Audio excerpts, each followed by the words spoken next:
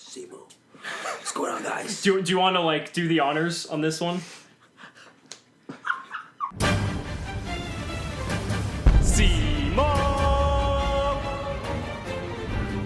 What's going on, guys? It's Cimo, and today I'm coming at you with a discussion video. And if you guys want to help support me, make sure you guys back me on Patreon. It's because of people like Diggly Lang Lang Chang.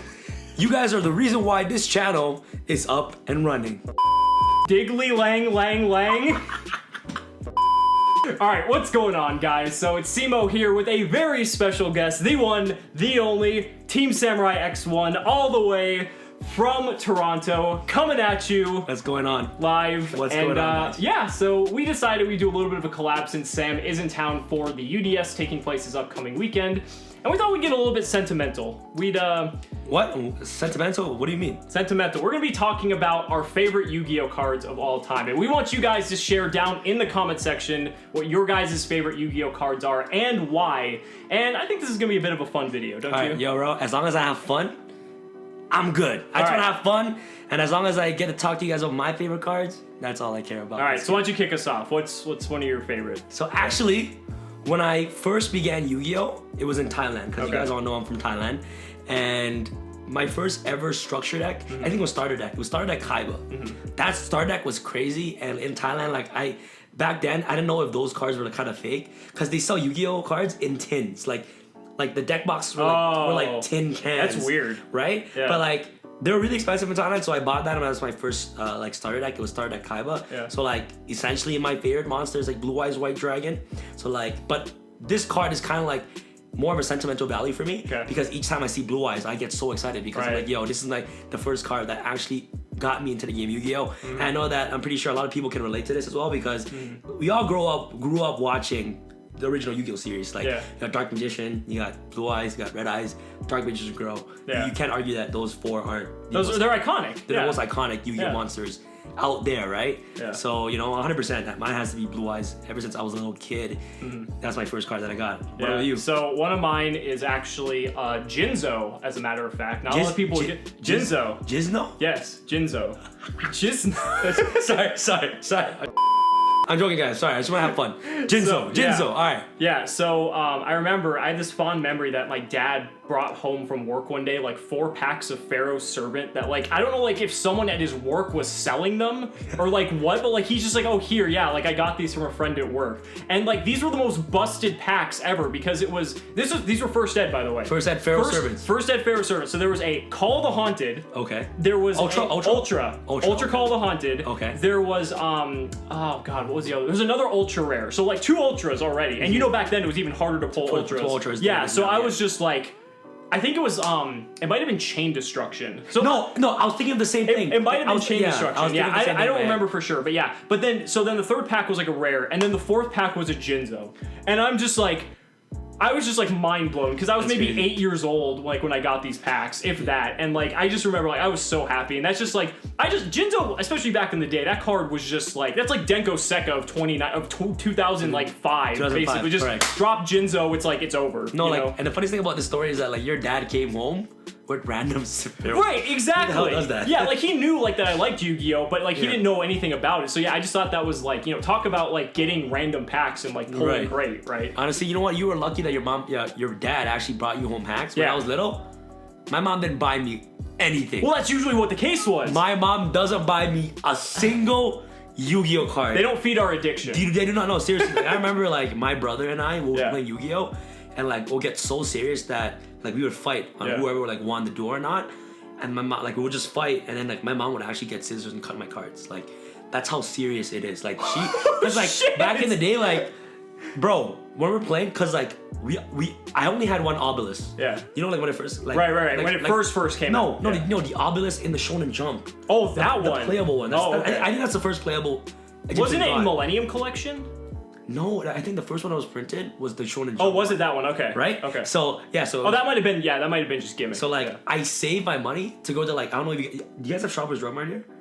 Is that a thing here in America? So. Okay, but there's a like a cosmetic store. They sell magazines and stuff in Canada called Shoppers Drug Mart. And I went there and I saved my lunch money to buy this magazine because I know that there was Obelisk in there. Right. So once I got Obelisk in there, and like me and my brother, we didn't really know how to play back in the day, and that's another card I want to talk about. Is like Obelisk Tormentor. It's like really iconic for me. Is that like we would have to share that cards because like, we only had one. Right. So like in certain duels, like okay, since I won that duel, I get the privilege to keep Obelisk in my deck, right? But if he wins that duel, he gives it back. I give it back to him. That's so like the show. So like we share the Obelisk, like we shared. So there was one time where I had to give my brother the Obelisk because like I lost the duel. So I'm like, okay, you know what, fine. My brother won, I'll give it to him. And then like he kept beating me because he had Obelisk. And like back in the day, like we didn't know how to play. So like whenever we had Obelisk, we would make up these rules like, okay, we can just sacrifice one monster and summon the Obelisk. That's broken. Yeah, right. So we had that perk in playing with our own like kind of thing. So my brother kept beating me. So then like my mom got so mad because we would fight. Like, yo, like you beat me because of Obelisk. It's just like, you know, like a competitive nature. But she didn't cut it. She cut it. No. Swear on my life, bro. She cut it. She cut my cards. My mom was serious. Like, she didn't buy me anything. It was all school for me. Like, when I grew up, yo, you know how Asian. Like, well, I don't know if you know how Asians are. Like, you heard how Asian stereotypes. Like, they're true. They're not made up. They're true. My mom wanted me to. Some of my best friends are Asians, and I've heard the stories of like how strict parents are. Scary. I get it. Next, so Obelisk. Yeah. How about you? So another one for me is probably this is really random, but Raisa the Storm Monarch. What? So yeah. Wait. So out of all the monarchs, you like Raisa? Raisa is my favorite. Not even Aether. So Raisa, no, because this is going back. So this is like when I first got into competitive Yu-Gi-Oh. Okay. And this is back when Perfect Circle was a deck. So this is way back in the day. This is like Perfect Circle. What the hell This is is that? where you play like Treeborn Frog. And Perfect Circle. Yes. And Destiny Draw with Malicious. This is back when Malicious was good again. Right. Yeah. Malicious was like $50, by the way. Yeah. I've heard Dark Arm was like. Yeah. So you play it with other Monarch cards like Mobius, which Mobius was nuts too. The back row killer. Yeah. That's the back row killer. That's a 1 for 2. Okay. Thestalos for hand destruction, which that was really good because usually you have to think they have all the broken like cards on the ban list now in their hand. So Thestalos would rip something out of their hand and it'd be nuts. Yeah. And then Raisa, because Raisa specifically got any card, put it back on top of their deck. So that they're like back a turn. Yeah, so they're back a turn, but you also could chain that with something like Phoenix Wing Wind Blast to set them back two turns on the draw. That's ridiculous. And like, it was just like, I remember I got an ultimate rare one, and that was like, it was just, I remember when Raisa came out, everyone was losing their shit because of how cool the card was. Yeah. And so I have that just fond memory of really starting to get into competitive Yu-Gi-Oh! And it's because of Monarchs, but Raisa most notably just because of, it was like the most powerful Monarch back in the day before Kai's came out. Right. So yeah, it was kind of just, it's always had that, special place in my heart. I can imagine like Ulti Raisa. I don't know if you can put it on the screen. Yeah. It looks sick. Beautiful. Yeah. Like, crisp. Crispy, man. All right, last one on my end. So we got Blue Eyes, we got Obelisk. Oh, shoot. What's my favorite monster? Oh, 100%. No. Yo, what the heck, man? Six Samurai Shien, bro. I wouldn't be here if it's if it isn't for that guy. Like, Shien, he's my homie, man. Like, sometimes like I'll go to the temple and I'll show him. Like, I'll just talk to him in the dojo and stuff.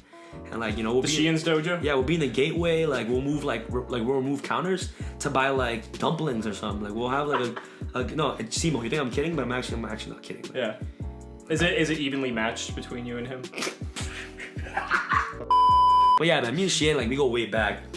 Like, okay, so basically how my channel started is a little backstory, a little history of mine.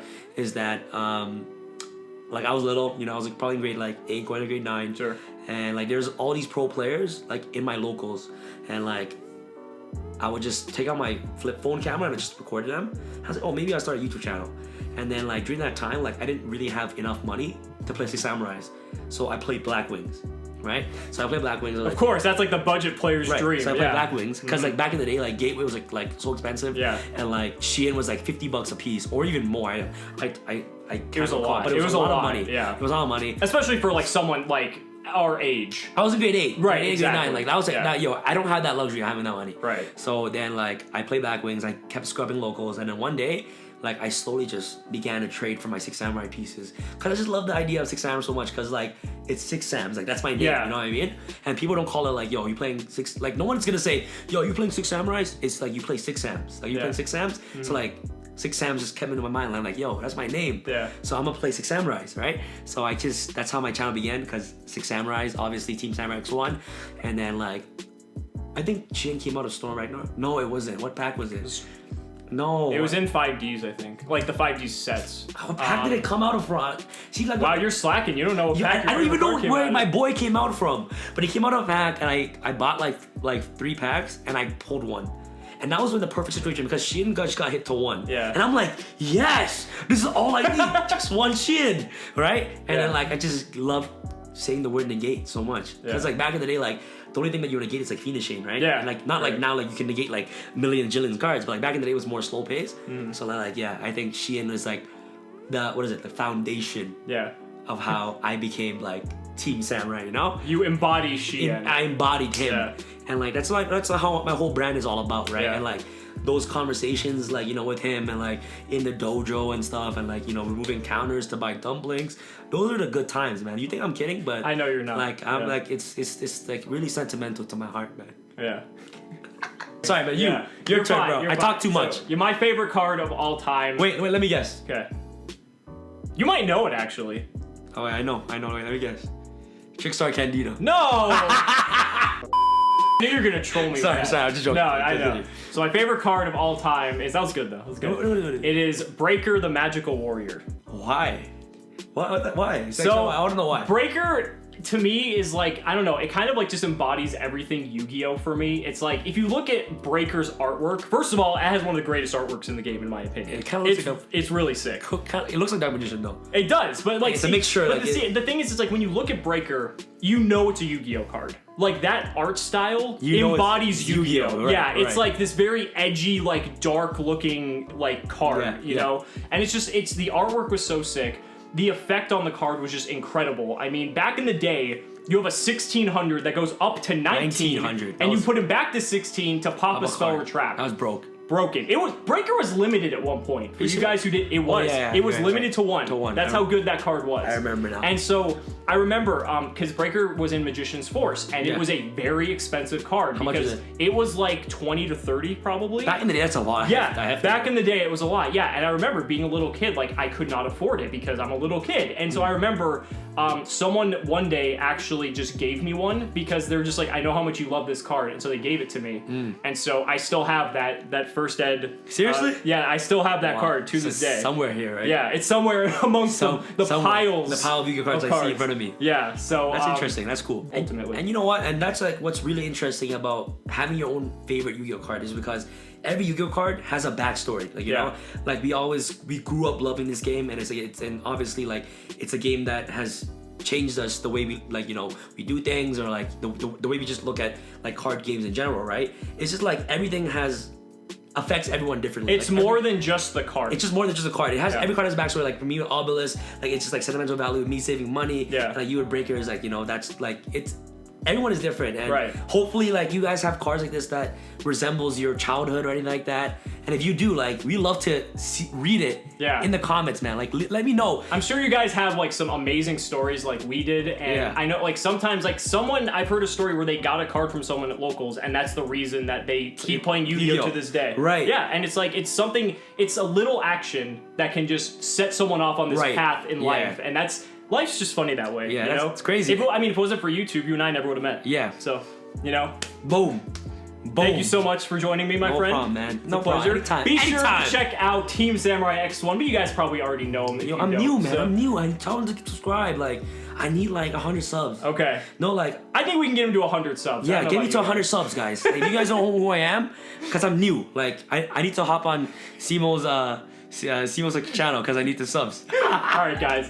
Thank you so much. Be sure to leave your stuff down in the comments. We want to read those stories, and we'll catch you next time. Wait, bro, can I say it? Yeah. We're gonna do it together. No. I don't want to say it. If you guys want to help support me, keep the channel running, make sure you guys back me up on Patreon and become a YouTube channel member. Yes. I did it. You did it. And we'll see you next time. That was a good video.